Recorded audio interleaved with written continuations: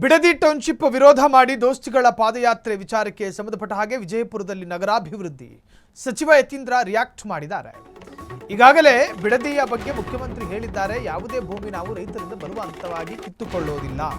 Yathindra react ಮಾಡುವಂತ ನಮ್ಮ ರಾಜ್ಯದ ಸಿಎಂ ಈಗಾಗಲೇ ಹೇಳಿದ್ದಾರೆ, ಯಾವುದೇ ಭೂಮಿಯನ್ನ ನಾವು ರೈತರಿಂದ ಬಲವಂತವಾಗಿ ಕಿತ್ತುಕೊಳ್ಳುವುದಿಲ್ಲ.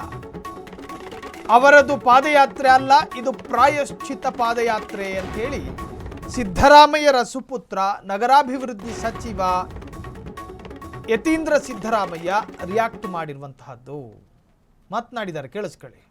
ಬಗ್ಗೆ ಮುಖ್ಯಮಂತ್ರಿಗಳೆಲ್ಲ ಹೇಳಿದ್ದಾರೆ, ಅದು ಯಾವುದು ಕೂಡ ನಾವು ಬಲವಂತವಾಗಿ ರೈತರಿಂದ ಕಿತ್ಕೊಳ್ತಿಲ್ಲ. ಅದು ವಾಲಂಟ್ರಿಯಾಗಿ ಯಾರು ಕೊಡಕ್ಕೆ ಇಷ್ಟ ಇದೆಯೋ ಅವರು ಅವರಿಂದ ಭೂ ಸ್ವಾಧೀನ ಮಾಡ್ಕೊಳ್ತೀವಿ. ಸೊ ಹಾಗಾಗಿ ಯಾರ್ದು ಬಲವಂತ ಇಲ್ಲದೆ ಇದ್ದಾಗ ಇವ್ರು ಅನಾವಶ್ಯಕವಾಗಿ ರೈತರನ್ನ ಸುಮ್ಮನೆ ತಪ್ಪು ದಾರಿ ಹೇಳ್ತಾ ಇದ್ದಾರೆ.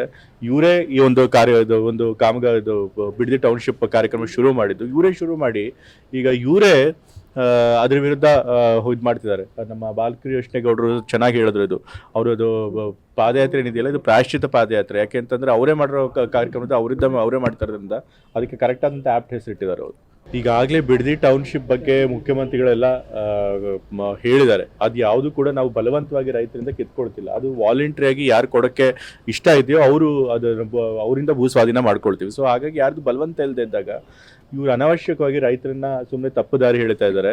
ಇವರೇ ಈ ಒಂದು ಬಿಡದಿ ಟೌನ್ಶಿಪ್ ಕಾರ್ಯಕ್ರಮ ಶುರು ಮಾಡಿದ್ದು, ಇವರೇ ಶುರು ಮಾಡಿ ಈಗ ಇವರೇ ಅದ್ರ ವಿರುದ್ಧ ಇದು ಮಾಡ್ತಿದ್ದಾರೆ. ನಮ್ಮ ಬಾಲಕೃಷ್ಣೇಗೌಡರು ಚೆನ್ನಾಗಿ ಹೇಳಿದ್ರು, ಇದು ಅವರದು ಪಾದಯಾತ್ರೆ ಏನಿದೆಯಲ್ಲ ಇದು ಪ್ರಾಯಶ್ಚಿತ ಪಾದಯಾತ್ರೆ. ಯಾಕೆ ಅಂತಂದ್ರೆ ಅವರೇ ಮಾಡಿರೋ ಕಾರ್ಯಕ್ರಮದ ಅವರೇ ಮಾಡ್ತಾರೋದ್ರಿಂದ ಅದಕ್ಕೆ ಕರೆಕ್ಟ್ ಆದಂಥ ಆ್ಯಪ್ಟ್ ಹೆಸರಿಟ್ಟಿದ್ದಾರೆ ಅವರು. ಈಗಾಗಲೇ ಬಿಡದಿ ಟೌನ್ಶಿಪ್ ಬಗ್ಗೆ ಮುಖ್ಯಮಂತ್ರಿಗಳೆಲ್ಲ ಹೇಳಿದ್ದಾರೆ, ಅದು ಯಾವುದು ಕೂಡ ನಾವು ಬಲವಂತವಾಗಿ ರೈತರಿಂದ ಕಿತ್ಕೊಳ್ತಿಲ್ಲ. ಅದು ವಾಲಂಟ್ರಿಯಾಗಿ ಯಾರು ಕೊಡಕ್ಕೆ ಇಷ್ಟ ಇದೆಯೋ ಅವರು